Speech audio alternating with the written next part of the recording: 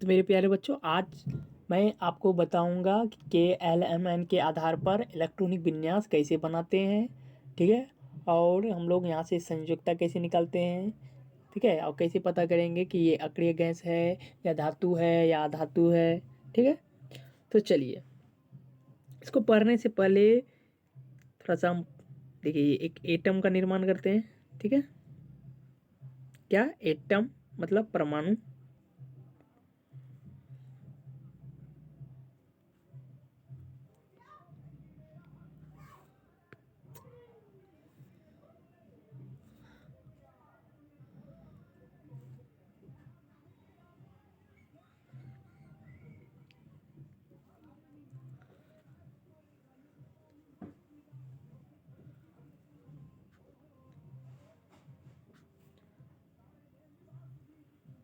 इस तरह से हम लोग ड्रॉ कर लिए।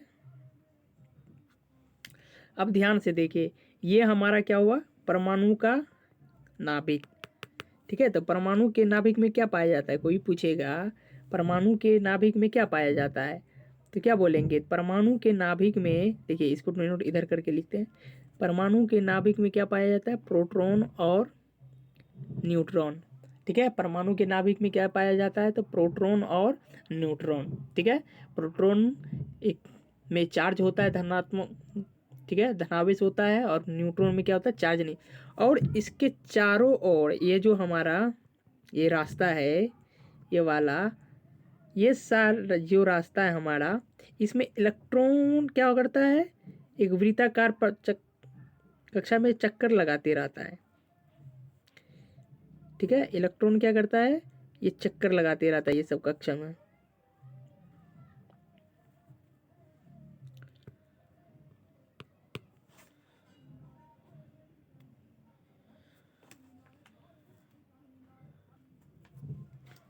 इलेक्ट्रॉन क्या करता है, ये चक्कर लगाते रहता है चारों तरफ।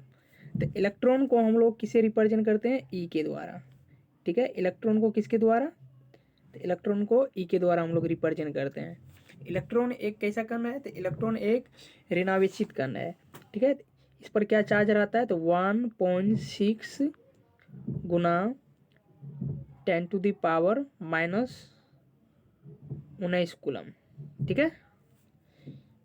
कितना रहता है, -19 कूलम, -1.6 गुना 10⁻⁻19 कूलम। और प्रोटॉन पे अगर चार्ज पूछेगा आपसे, तो ये देखिए सेम इसी तरह से माइनस हट के क्या हो जाएगा,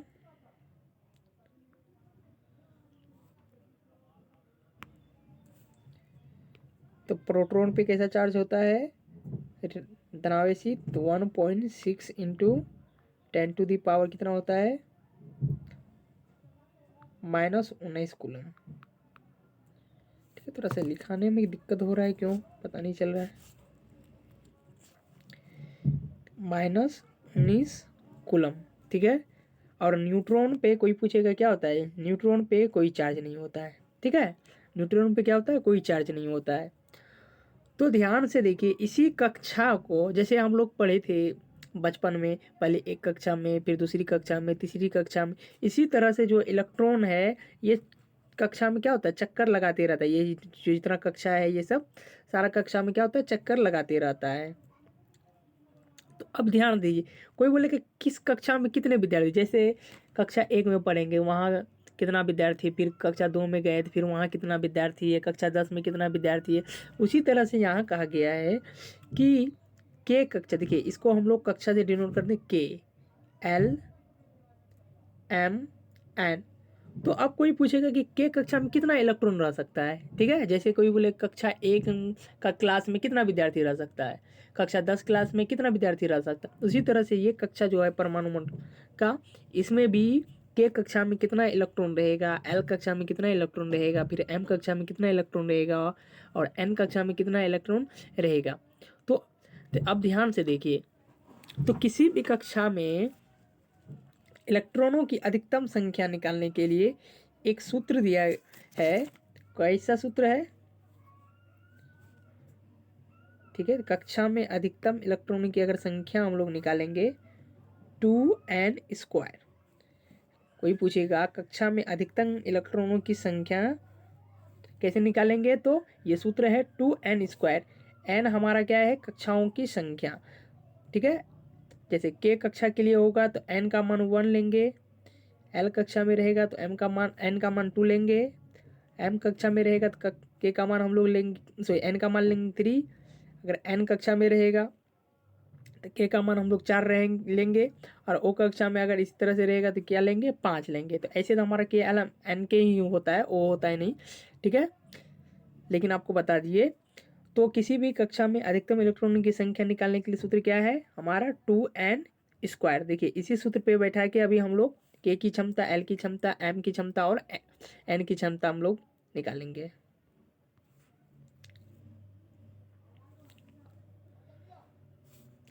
तो देख लीजिए k कक्षा के लिए,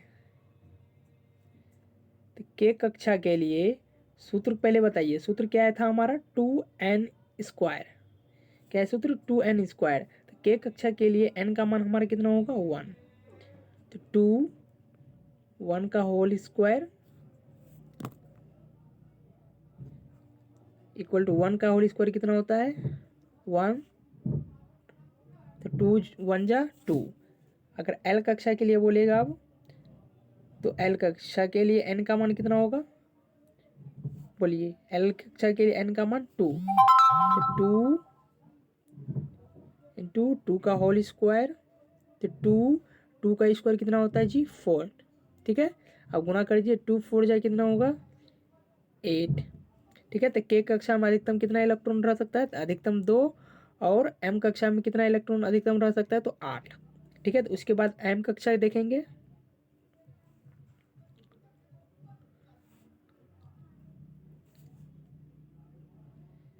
m के लिए सूत्र तो हमारा वही है, 2n²। तो n का मान हमारा क्या हो जाएगा इस कक्षा में, 3। तो 3 गुना 3 करेंगे जी 9, मतलब 3 का स्क्वायर 9, और 2 9 जा 18। तो m कक्षा में अधिकतम इलेक्ट्रॉन कितना रह सकता है, तो 18। इससे ज़्यादा नहीं रह सकता, कम रह सकता, ठीक है। इससे ज़्यादा हम कक्षा में नहीं रह सकता है।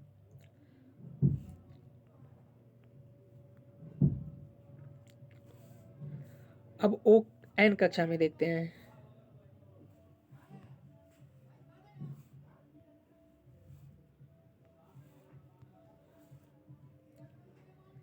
n कक्षा के लिए सूत्र क्या था हमारा, 2n²।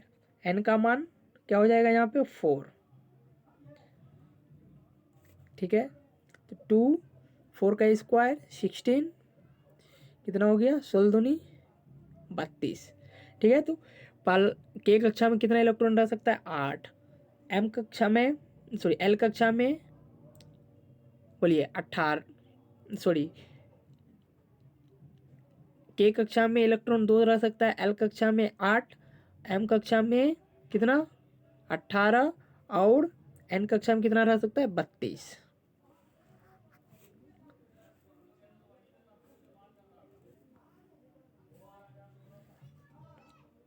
तो k कक्षा में अधिकतम इलेक्ट्रॉन रह सकता है हमारा 2, l कक्षा में 8, और m कक्षा में 18, और n कक्षा में कितना रह सकता है, 32, ठीक है। और उसके बाद जो रहेगा हमारा शेष की श्रेणी में आ जाएगा, ठीक है। चलिए, तो हम लोग अब इलेक्ट्रॉनिक विन्यास बनाते हैं शुरुआत से, ठीक है। पहला तत्व हमारा हाइड्रोजन से,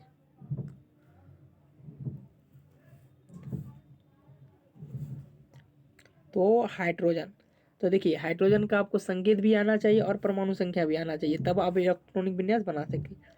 तो हाइड्रोजन का परमाणु संख्या 1। तो पहला कक्षा हमारा कौन सा है, के। पहला कक्षा कौन सा है हमारा, के।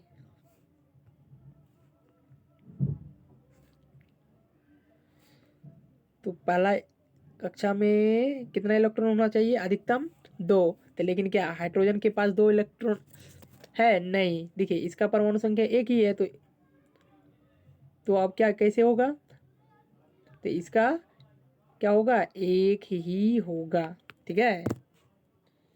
का क्या होगा, एक ही होगा। उसके बाद क्या होता है हमारा हीलियम, हीलियम का संकेत He, परमाणु संख्या 2, क्या होगा 2। ठीक है, पहला कक्षा में क्यों 2 इलेक्ट्रॉन वाइट। अब ध्यान से देखिए, ये अष्टक पूरा कर लिया, मतलब इसका कोटा क्या हो गया, बढ़ गया। अब उसके बाद क्या करेंगे हम लोग, लिथियम, लिथियम Li3। तो पहला कक्षा में कितना इलेक्ट्रॉन रहना चाहिए, अधिकतम 2, तो इसको हम लोग बैठा देंगे पहला कक्षा में 2। अब बचा कितना 1, तो इस तरह से कोमा दे के लिख देंगे 1। ठीक है, पहला कक्षा में कितना इलेक्ट्रॉन होगा 2, और जो बच गया शेष हो गया हमारा। क्यों, देखिए पहला के कक्षा में अधिकतम इलेक्ट्रॉन की संख्या 2 होना चाहिए, उसके बाद एल कक्षा में अधिकतम इलेक्ट्रॉन की संख्या 8 होना चाहिए। क्या 8 है, ये नहीं है। तो ये हमारा क्या हुआ, एल कक्षा को पूरा नहीं कर पाया। देखिए किसी भी तत्व को अष्टक पूरा करने के लिए कम से कम कितना इलेक्ट्रॉन की जरूरत होता है, बाह्यतम कक्षा में 8 इलेक्ट्रॉन की जरूरत होगी। ठीक है, बाह्यतम कक्षा में कितने इलेक्ट्रॉन की जरूरत होगी, तो 8। तो देखिए इसके पास कितना बचा, 1। तो ये क्या क्या करेगा, किसी को साथ लेगा नहीं, ये इसको कोई साथ देगा नहीं, ये भले क्या किसी को एक त्याग कर सकता है। चलिए, तो ये तो बात वाली बात है, देखेंगे अभी हम लोग क्या सीख रहे हैं, इलेक्ट्रॉनिक विन्यास। उसके बाद बेरिलियम,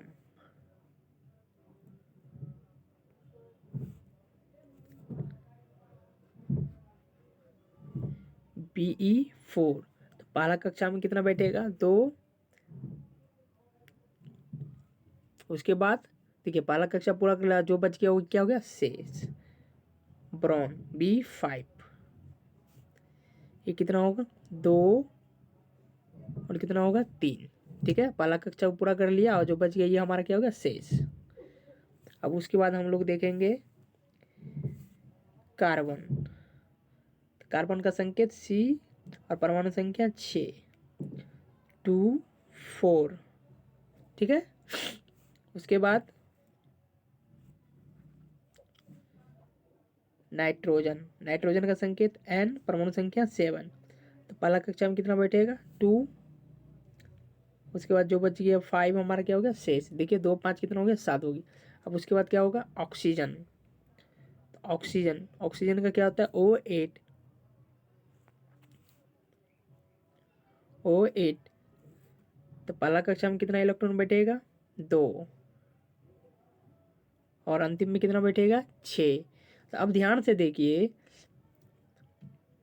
क्या ये अष्टक पूरा कर रहा है, अगर कोई पूछेगा क्या ऑक्सीजन अष्टक पूरा कर रहा है, नहीं, इसको कितने इलेक्ट्रॉन की जरूरत होगी, तो इसको 2 इलेक्ट्रॉन की जरूरत होगी। क्यों, किसी भी तत्व के बाह्यतम कक्षा में अष्टक पूरा करने कितना इलेक्ट्रॉन की आवश्यकता होती है, 8। तो देखिए ना तो कार्बन में पूरा, ना तो नाइट्रोजन में, ना तो ऑक्सीजन में पूरा है। इसी तरह से देखेंगे अब हम लोग क्या, नियो, फ्लोरीन,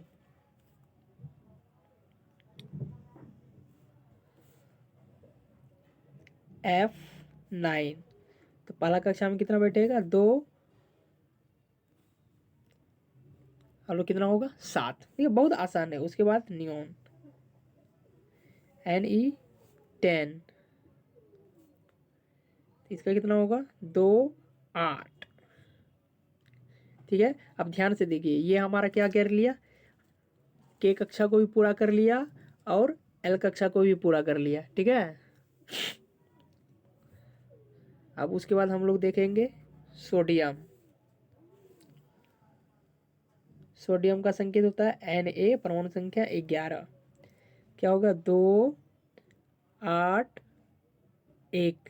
ठीक है, अब देखिए ये जो हमारा पीछे रहता है इसी को बोलते हैं बाह्यतम कक्षा में इलेक्ट्रॉन की संख्या। ठीक है, तो देखिए जो लास्ट में शेष बचता है उसी को बोलते हैं बाह्यतम कक्षा में इलेक्ट्रॉनों की संख्या।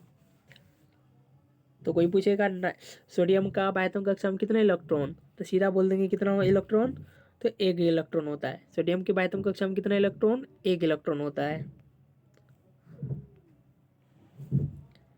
सोडियम के बाद मैग्नीशियम, मैग्नीशियम का संकेत Mg, परमाणु संख्या 12। इसको बनाएंगे 2 8 2। ठीक है,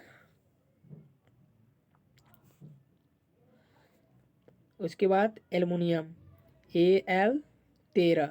इसका इलेक्ट्रोनेगेटिवनेस 2, उसके बाद कितना बैठाना होगा 8। ऐसा नहीं कि कोई बोलेगा सर जी अब 2 के बाद 10 बैठा देंगे या डायरेक्ट 11 बैठा देंगे, नहीं ऐसा नहीं करना है बाबू, क्योंकि अभी हम लोग पढ़े थे कि किस कक्षा में कितना इलेक्ट्रॉन हो सकता है। के कक्षा में अधिकतम कितना हो सकता है 2, एल कक्षा में अधिकतम कितना हो सकता है 8, एम कक्षा में अधिकतम कितना हो सकता है 18, और उसके बाद कितना हो सकता है एन कक्षा में 32।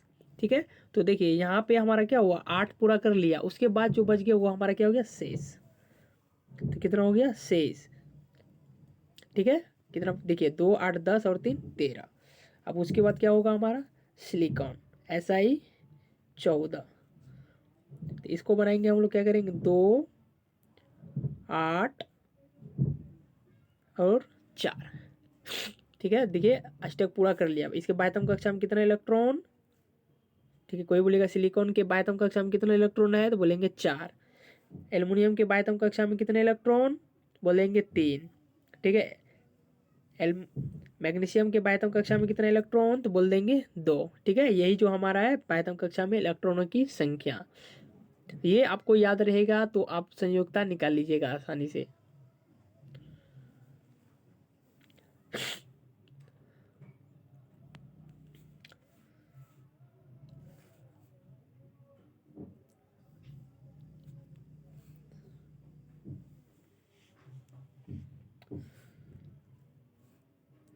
अब हमारा क्या होगा फास्फोरस P15, कितना होगा 2 8 5। ठीक है, फास्फोरस के बाद सल्फर S16, 2 8 6। उसके बाद हमारा क्या होगा क्लोरीन, क्लोरीन का संकेत Cl, परमाणु संख्या 17, 2 8 और 7। ठीक है, उसके बाद हमारा क्या होगा आर्गन,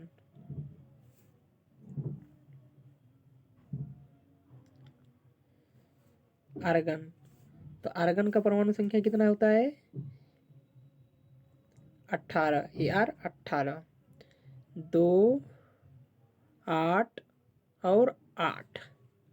ठीक है, अब देखिए 2 8 10 और 8 क्या हो गया 18। ठीक है, अब बोलिएगा सर जी इसके बाद तो हमारा क्या होता 18 होना चाहिए था, लेकिन क्या इसके पास देखिए 18 बच रहा था, नहीं तो 8 बचा, तो ये शेष की श्रेणी में चले गया। ठीक है, अगर किसी का सवाल होगा इस तरह का। अब उसके बाद हम लोग देखेंगे आर्गन हो गया। पोटेशियम, पोटेशियम का संकेत के, परमाणु संख्या 19, 2 8 कितना हुआ जी 2 8 10। अब क्या तोड़ेंगे इसको 18 लिख देंगे, नहीं इसके बाद तोड़ेंगे 8 के फॉर्म में, क्यों अष्टक पूरा करने के लिए 8 होना चाहिए, 18 तो पूर्ण नहीं रहा था इसलिए 8 8 के फॉर्म में तोड़ दिए। तो 2 8 8 18 और 1 कितना हो गया 19। तो पोटेशियम के बाह्यतम कक्षा में इलेक्ट्रॉन की संख्या कितना हो गया 1। अब उसके बाद कैल्शियम, कैल्शियम का संकेत Ca, परमाणु संख्या 20। तो इसको तोड़ेंगे 2 8 8 कितना हो गया 18 और 2 कितना हो गया 20। तो देखिए आपको जो पूछेगा 20 तक का ही पूछेगा। ठीक है, या कभी कभी आपको पूछ सकता है क्या रेंडियम का, तो ये सब हम लोग पढ़ेंगे तब दूसरे वीडियो में। तब तक के लिए धन्यवाद, जय हिंद, जय भारत।